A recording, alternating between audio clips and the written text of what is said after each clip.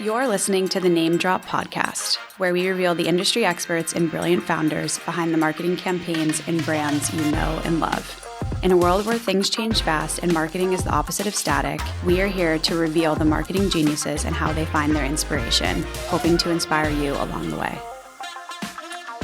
Hi. Hey, Molly. How are you? Good. Thank you for coming. Thank you for having me. I feel honored, touched. Leave it to Molly to start a cool podcast. I'm just happy to be here. It's going to be fun. How are you feeling today? I'm feeling good. We finally get some sunshine. Yeah. I trekked over from Brooklyn, and I'm glad that the train did not derail. I don't know if you heard all these train mishaps that are derailing off the tracks. Yes. Wait, really? Twice in 1 week. Oh my gosh. And thankfully, no one was hurt, but I've never had that fear before. Yeah, no. But we're here safe. Glad to be here. Good. I know the trains are always you never know what's going to happen. You never know. Yeah. No, and I live and die by the G, so it's like even more if it's unpredictable. not going, then I'm walking wherever I'm going. But no, I'm really excited to be here. Awesome. Some design stuff. So without telling us, who you are, what you do, what types of things are you coming up against in your career, profession right now? As far as like challenging? Yeah, challenging opportunities, just... Yeah. So what are you thinking about? Not to give myself away or anything, but we do work with a lot of branding projects. So a big challenge is just oversaturation in the market. Just constantly every day we're seeing so many brands. There's so many consumer goods out there, and just how to make myself as a designer deliver a unique service and style, and also give our clients, a really unique brand as well. And it's super challenging. Yeah. Just the volume. Yeah. I mean, you walk down the street and you see ads, restaurants, you're in the subway, you're just bombarded by so many different types of content. And it's just, how do you stand out? Yeah. Yeah. No, I mean, even if you go into the supermarket, just the volume of options we have within retail is crazy too. Right. So creating something that's going to stand out on the shelf or in an ad or on a website it's a lot. Yeah, absolutely. I can see that. And it's exciting because obviously there's a need. There's so many companies that are successful. And I try to coach my clients in that, consistency is so key. Yeah. And that might sound boring, or you don't want to feel like you're doing the same thing and repeating the same thing over and over, but it's so crucial because you have to be recognizable. You have to establish a brand recognition, and by doing that, you just have to be consistent. Yeah. I mean, we saw the Chick-fil-A cows for how many years, and you just knew when you drive down the highway and you see a Chick-fil-A cow, you're like, oh, there's Chick-fil-A. I know that brand. Yeah. They've created that association. Yeah. And you have to. People's attention span is just... it's so short, so you gotta catch them quick. No, I hear you for sure. Brag about yourself. What are some things that you're proud of recently, or even just looking back at your career? Like, yeah, what are you writing home about? Ooh, okay, bragging is not my strong suit. But I do think I think over the last week it was kind of an aha moment of just being proud of a lot of the relationships I've been able to establish, and ones that I've crept back up from some of my first jobs out of school, and that those relationships have really held so tight. And I think it just goes to show how important every relationship and interaction you have with people really is. I mean, those people could be a part of your life and pop up and help you and support you, and you vice versa help them. Yeah. So just really being a people person and just being a human when it comes to client relationships is really important. And I agree. I was talking to someone last night who is thinking about, he has his like an independent consulting practice for himself right now. And he's like, do I try to build it? Do I keep it what it is? And kind of going through that debate, which, I feel like a lot of people go through. Yeah. And we were talking just about like the importance of your network and the relationships that you have. And I was like, listen, you're a great person, and you know and have built all these connections with people. Like, totally. Why not? See where you can take it. But that's the key, right? Like that's the key to success, I think, in any business or profession, is like having those connections and absolutely. having them be genuine and authentic too. Absolutely. A bit of advice I got once from a colleague back at like one of my first agencies was to remember that when clients are looking for a partnership in a brand studio, that they're also paying and looking for that like emotional experience as well. Like that is fun to them. Like it's different than their day to day. You know, it could be them starting a business and it's their baby and they take so much pride in it and they want someone who's equally excited. Yeah. So to really be like present in those conversations and part of that process with them, I mean, that is such a huge piece. Yeah. That's why AI, you can't do it all.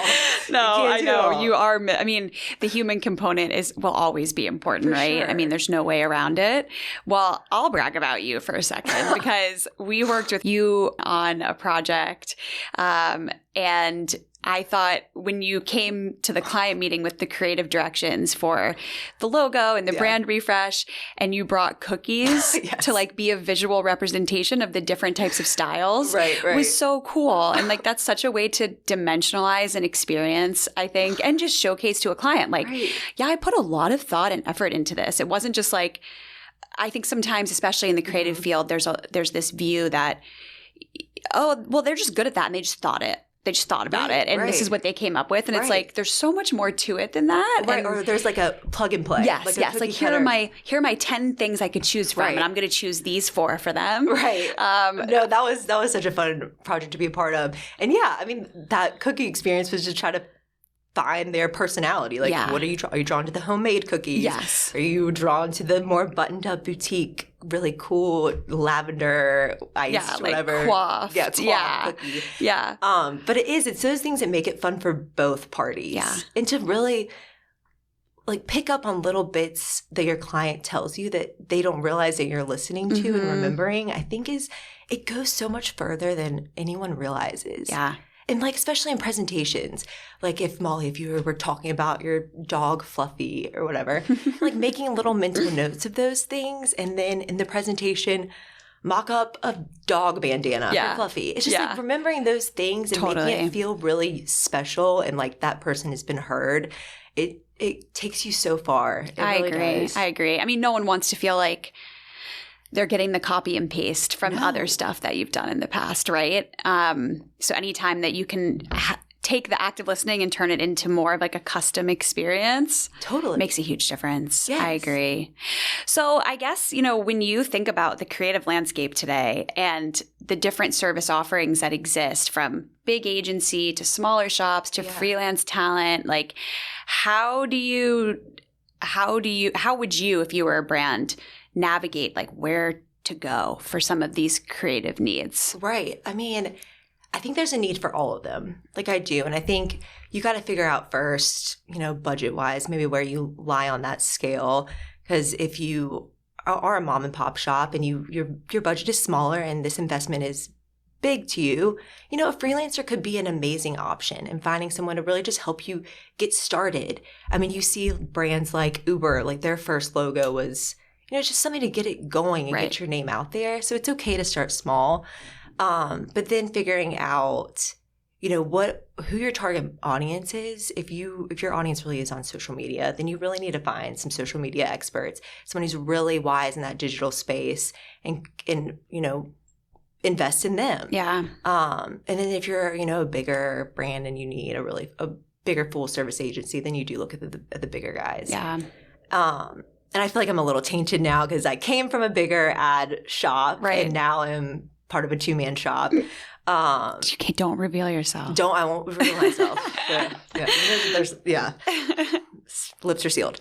But it's interesting to see that I've always felt like the bigger brands would only ever want the bigger agencies because I just felt like a natural fit, big and big. Right. But I do feel like there has been more of a desire to find smaller boutique shops that you kind of know who you're going to be working with. You know that exact talent. The person you're speaking to on the phone is the person who's going to be designing your brand at the end of the day. Like there is no question about, is it going to be passed off to someone who you've never met? Yeah. Yeah. So I think that there actually it's evolved a bit into that there's a desire for some smaller guys. Yeah, as well. no, I agree. And we were pitching a a client yesterday that's a big brand, and we had the team on the phone who will, like, if we get the work, will work on the brand. Awesome. And they asked us to showcase, like, what would our team structure look like? Yeah. And we are very, like, all in on, we don't have 10 people. I mean, I guess we could, but, like, we would never create a team of 10 and be like, here's 10 different people that could potentially touch your work. Right. It's like, this is your squad, right? Like 2 to 3, 4 people, depending on the scope. And, like, they're going to know what type of coffee you like. They're going to know what your goals are. They're going to know your business. And I think that that's so important because we're acting as a translator. And if you don't understand those pieces, it makes it really hard. Oh, absolutely. Because you have to play that role. Like you say, you know the coffee. Like those little things sound silly, but it really is getting in that mindset of your client. Yes. To know when you're going down that process, when they can't be around for the whole entire process, but you have to think for them and, be able to filter things and ideas that that would or would not be right for them. Yeah. You really do have to know them much more intimately. Yeah, I agree. I agree. So the briefing process is obviously super important in the work that you do and that we do. When you see, I guess I'm curious, one thing I'm curious about is, do you guys ever give a client like a template and say, like, these are the things we need to know? Or do you just take the information as the client presents it to you and then ask questions? Like, what does your process look like for that? Yeah, it's definitely, there's a range. And I think it's funny. The briefing sometimes is a rare thing to see. It is. We work. Like when we get formal briefs, I'm like, wow, okay, this never happens anymore. Already brownie points. Yeah. Like, it can be rare just because we work a lot with, mom and pop shops and smaller businesses and entrepreneurs who maybe this is their first time working with a design team or a marketing team. So there's a little bit of hand-holding when it comes to that. But we do often work with brand strategists who come in and help really draft that creative brief for us. And they're definitely guiding principles of, like, here's a structure for you to help us, establish, who's your audience? What are the exact deliverables we need to accomplish on this project? And I think an old creative director I worked with, he was awesome, and he partnered with the lead brand strategist of our team, and they crafted this, like, formula for a brief that was brilliant. They said, it needs to be limited to 1 to 2 pages. Like, if you are going on and on and on, you don't know what the goal is in this project. And I think you even talked about knowing your target audience. Like, it can't be everyone. No. Then it can't be. Then you don't know who you're trying to connect with. Exactly. Yeah. So you really need to filter it down and whittle it down to a 1 to 2 page brief. And then another challenge on that brief was to create what they called a SMIT. Okay. So it was the single most important thing. Okay. So kind of like KISS, like keep it simple, stupid. But it was posed to the account team and to the strategist team, whoever was, crafting this brief, to come up with one line of what that goal was for the project. And that helped really focus both the creative team and, like, get our juices flowing. We know what the expectations are. We know what the goal is for that project. But I think we've really taken that as, a good formula for ongoing work. I like that. I mean, it needs structure because there's so many directions that you could go in. It's kind of like dating. It's like you have to put the structure around what it is you're looking for. Right. Otherwise, you're just going to have option paralysis or be directionless, which is not going to get you anywhere. No, it's not. Yeah. And I think that it seems to be, the expectation of creatives is to not be put in a box. You don't want to be put in a box. 100%. But it's so the opposite. Yeah. Like, we need that structure to be able to then create within those guidelines. Because otherwise there's too many options. Yeah. So, like, we could come up with things for days and just go down so many wrong rabbit holes that we really need help with. Yeah. Well, then the client's going to say, well, you guys just don't get us. And it's like, well, because we didn't have anything to even go off of to try to get you, right? What types of things do you, like, what are the worst things you see in the briefing process sometimes? Like, when you come across it, you're thinking, oh gosh, here we go. Really, I think when they don't have their clear story or message. Yeah. And we have come across that a little bit. And I think that is put on us to kind of help them discover what that story is. But I think that messaging is huge. Even though we are designers, we partner with writers quite often. And we think that that is like the most important first step, is really discovering what their values are. If they don't know what their values are or their mission is, then we do have to do that groundwork first. So I think when their wheels are turning, trying to figure out what their messaging is, then we know they have a great product, or we know that they have a great service that they're offering. They're great people, but we really have to figure out what, that story is first before we build things around it. Yeah. Yeah. It's like the basics, the foundation of the business, like what things get you out of bed every day, and is the purpose behind what you're trying to build here, because you're working off of that always. Absolutely. It's interesting. I think sometimes people think that marketing will be the solve for that. And it's not really. Like, it's an area where marketing can help, but we have to have something to hook on to. Right. Otherwise, it's a bit, a bit of a lost cause. It's such a lost cause. Yeah. It can be. Like, we need to focus. And if we're testing something, we need to be really specific and purposeful in what we're testing.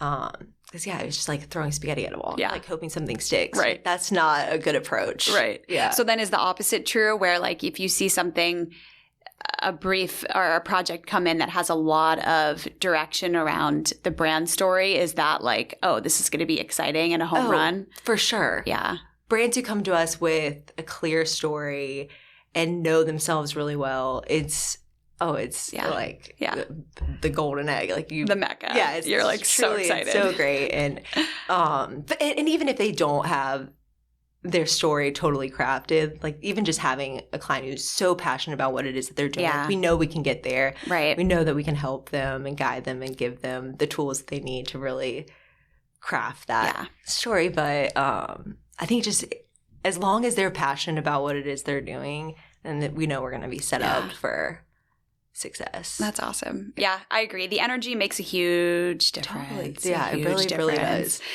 Awesome. What relationships have had the most impact on you in your professional career?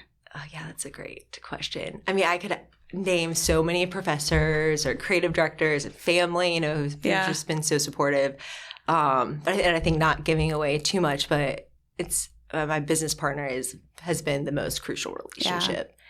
And I've said it so many times, but it's really is like a marriage. I mean, I'm not married, so, what do I know? But it feels like, you have to trust that person at the core, and you have to have so much respect for them. You're having really difficult conversations. You're faced with difficult conversations and situations, and you have to talk about your values as a company and what you see for yourself in the future. Like, a lot of those conversations are like marriage conversations.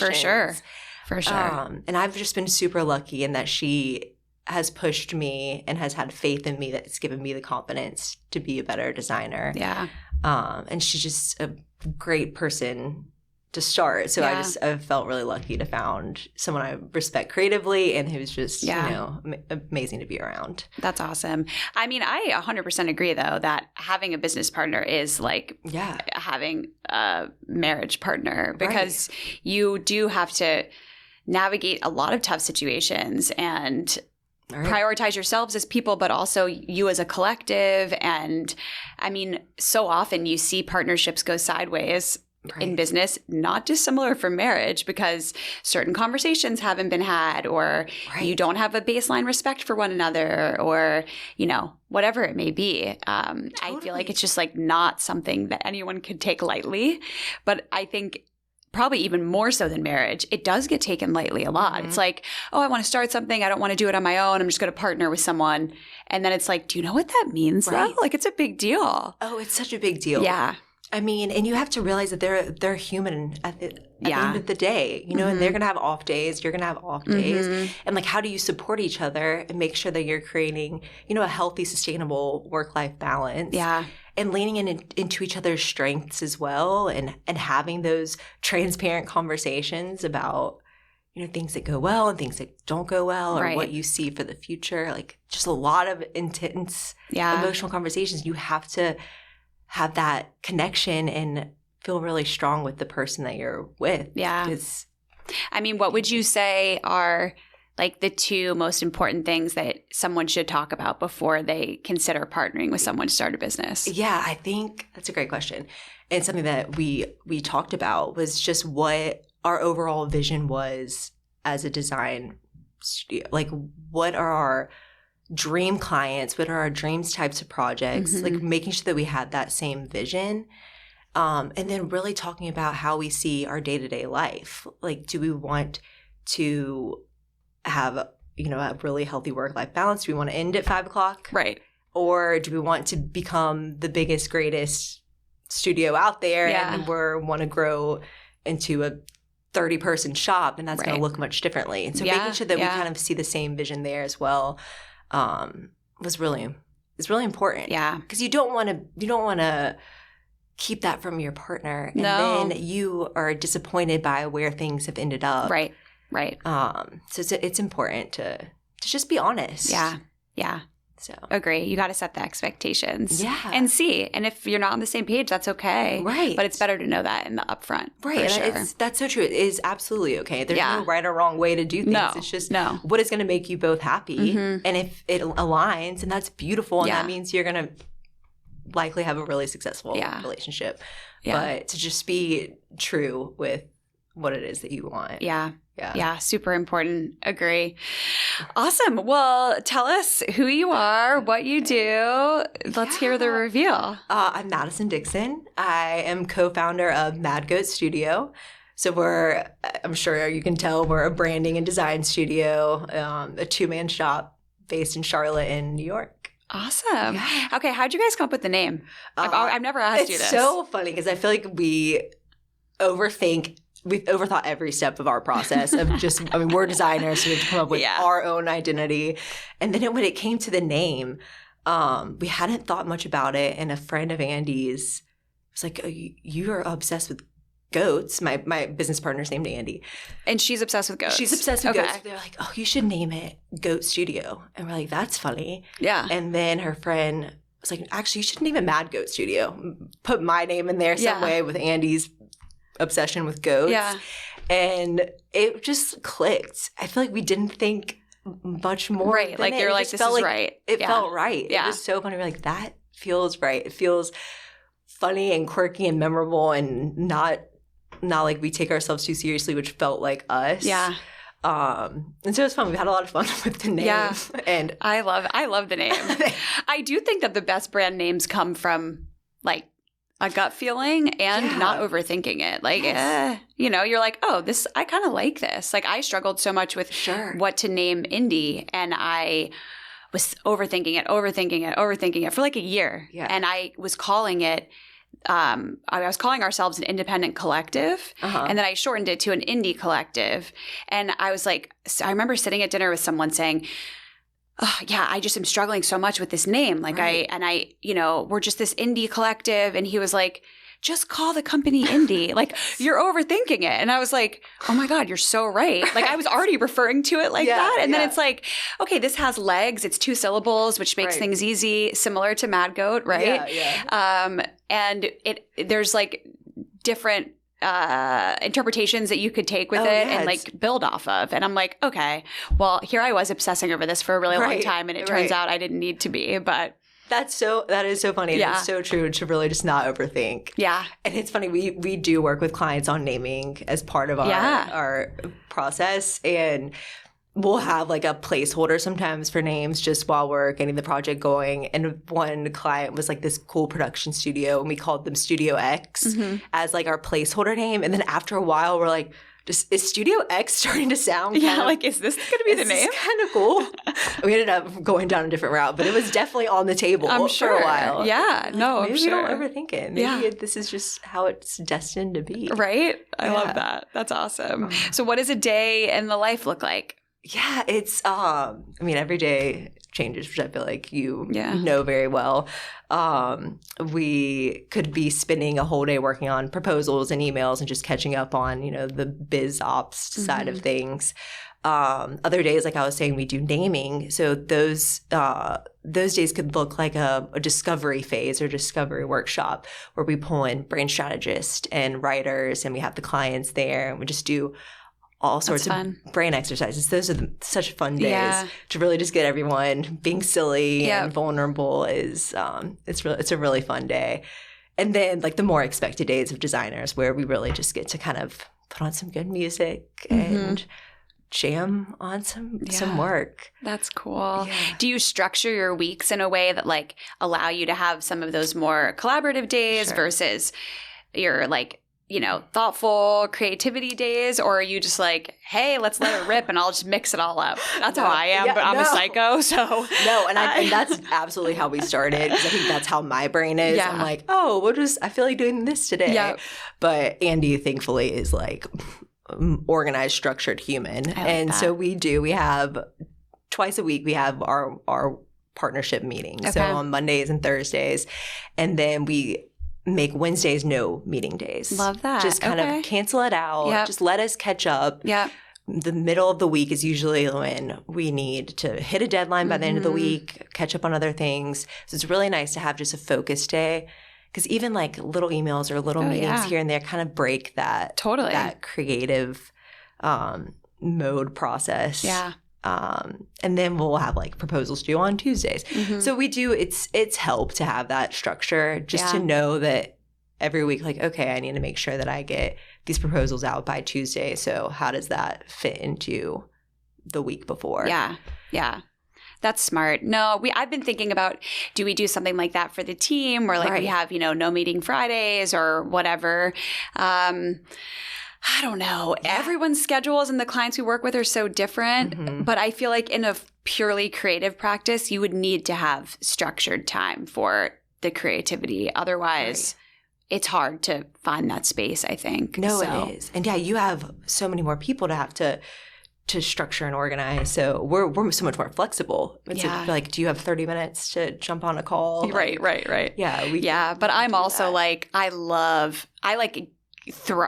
get high off of like jumping from one thing to the next. I want my days to look super diverse, and like I have to rein myself in and be like, not everybody's like this. Like they don't like having just like spaghetti soup every single day, Like I'm like going from like something really serious to something really like silly and brainstormy, and it's like a jockey all the time, but not everybody likes that. So. I'm the same way, Molly. And I think sometimes like, oh, that like oddly inspires me for this other thing. If you're kind of bouncing around. Yes. I think it can be the chaos. Yeah. Driving chaos. I know. I kind of do too.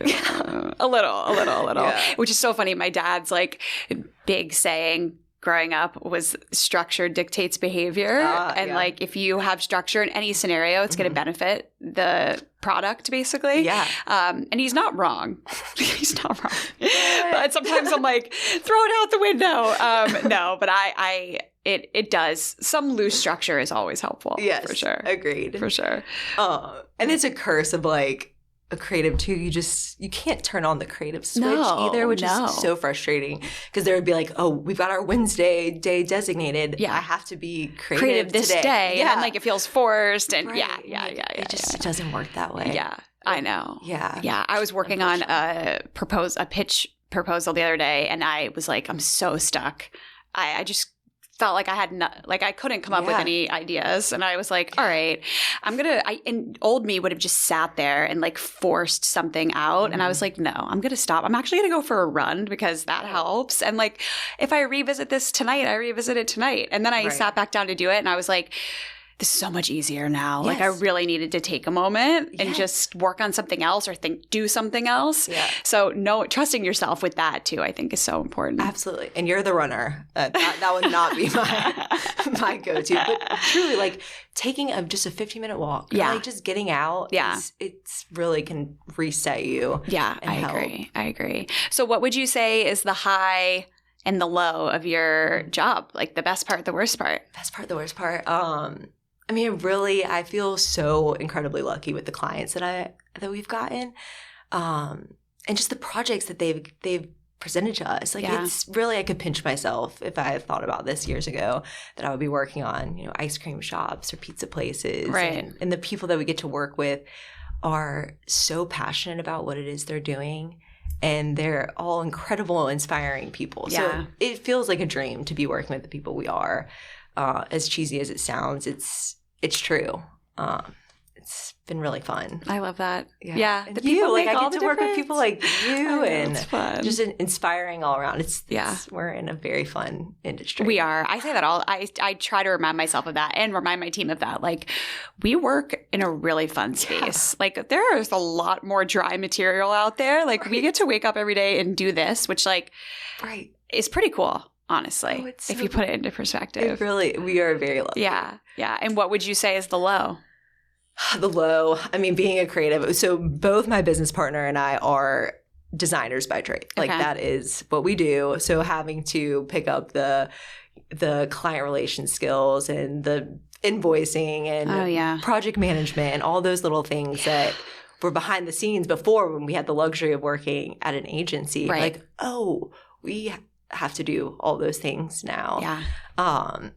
So that has been tricky, but it's a reminder at the end of the day. Like, yes, we have to do these things that maybe aren't as fun, but it still allows for us to do the thing that we love to do. Right. Yeah. So you just gotta. Yeah, I can relate. I mean, no one starts a business in the creative sphere thinking like, oh, I love doing the administrative business part. Right. It's like, no, you like doing the work product, right? Yeah. And like, you're like, I think we have something interesting here that we can do better on our own or scale or whatever it may be. I feel like I had to make the brain switch like a couple years ago, maybe even less, like 18 months ago of like, okay, if I want indie to really continue to scale and grow, I have to commit myself to learning as much as I can and being passionate about like business operations and business scaling and how to make these hard things that we don't love easier.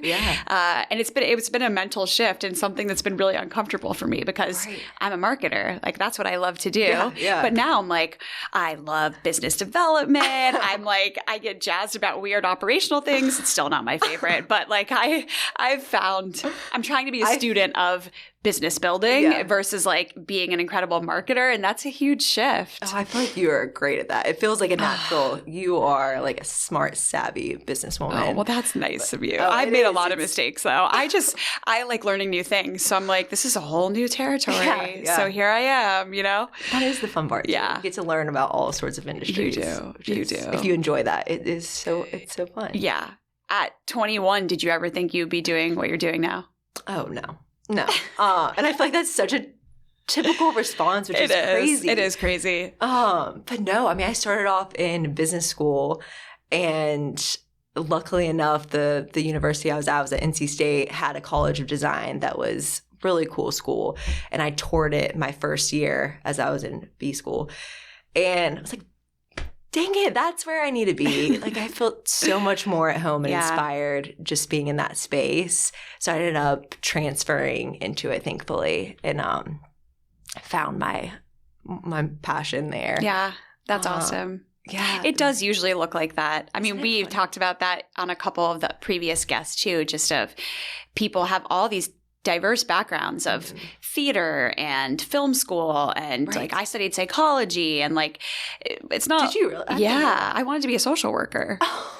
Yep. Maybe I did know that. Yeah. Okay. Yeah. Okay. Oh yeah. That was the plan. Wow. Yeah. So like big pivot, right? Like this is not what I thought. Psychology's applicable probably to. Yes. Yeah. But the social worker part, not as much. But it's funny because I think you do have to trust yourself in the process of like, okay, you pick a lane, but you can change the lane at any point. And if something feels better or right, like follow that intuition. Absolutely. No, I think that's such a great point. Because even after school, I ended up in advertising. And for me, that did not feel right. Yeah. I mean, I felt like I was kind of going down the right path, but I'm not an ad girl. Like the competition didn't really excite me. And it's great for some people.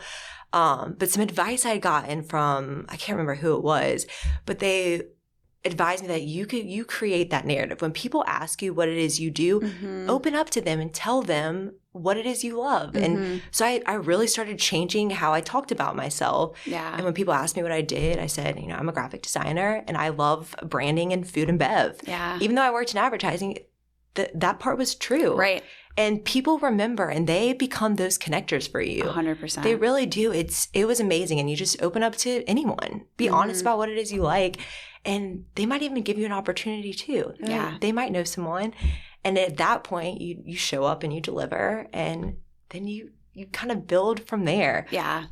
It's so important. And I feel like I want everyone to know how important that is of just like being open and communicative and making those connections early on in your career. Yes. They will benefit you down the line. Like 100% they will. Oh, absolutely. I mean, I would not be doing what I am today if I didn't start having those conversations with people. Truly. Oh, yeah. I would have just kept going down that advertising path and felt, okay, this is fine. Yeah. But you really just, there's no harm in telling people what your dreams are. No. I agree. I agree. And they're going to change and look different. And we all have the freedom for that to happen. So you just need to go for it in the moment. And if you change your mind, no one's going to be like, but you said you wanted to be a social worker. Like, no one cares. No. Literally nobody cares. No. And if they remember, then yeah. They need some hobbies. Yeah, exactly. Exactly. You have too much time in your hands. Amazing. Well, let's do a quick round of trendy and tragic. Are you ready? Yes. Are you nervous? Scared. You're nervous. Yeah. I'm such a grandma. Okay. First one. Groovy nanny granny on TikTok. Oh, okay. Do you know who this is? I don't even have TikTok, Molly. Wow. You don't need it though. You don't need it. You don't need Probably it. should. Okay, describe Groovy Nanny. Okay, Groovy Nanny Granny is this like 70-some-odd-year-old woman on TikTok who makes these TikToks of like her dancing in her bathrobe and like being a grandma, basically. And I aspire to be her one day. 100% trendy. That is feels like me. This is a weird thing, but I have always looked forward to being a grandma. Same. Like I look forward to that time in my life because I just feel like you can just like go for it. You know, you can just be whoever you want to be and be annoying, and you get to get away with it because you're old. So I feel the exact same way. Right? Like, I will wear all the necklaces I own. Wear all the crazy jackets. And like my style is just, shameless. I'm on the eccentricity trajectory right now. And like by the time I hit my 70s, watch out. It's going to be wild. You will know when Molly's around. That's so funny. Okay. Well, on the flip side of that, quiet luxury. Quiet luxury. Oh, trendy. Yeah. Yeah. Yeah. Who does no, that's peace and quiet and luxury it will always be timeless too. Yes, I agree. Yeah. I'm glad that is like becoming more of a thing because the like brand loudness and like fast fashion. Ugh. I mean, how many things did you used to buy in your early 20s that like you would throw away? From like Forever 21. Yeah. Constantly. Like you literally wear it once and then you'd be like, this fits terribly and actually I hate it. No. And then it goes in the garbage. Yeah, I think that we all were so guilty. Yeah. But the Parisian mindset of just like timeless elegance. The capsule wardrobe. I'm like, I'm here for this. Same. I like it. I will not have a capsule wardrobe anytime soon. I'm working towards it, building piece by piece, but it helps living in New York because it's not like we have that much space to put things. So you have to be really thoughtful about what you buy. Oh, you're forced to. Yeah. I tell Andrew, I'm like, do you really need that? Because we don't have any closet space. So like, don't get carried away. Yeah. Keep them in line. Yeah.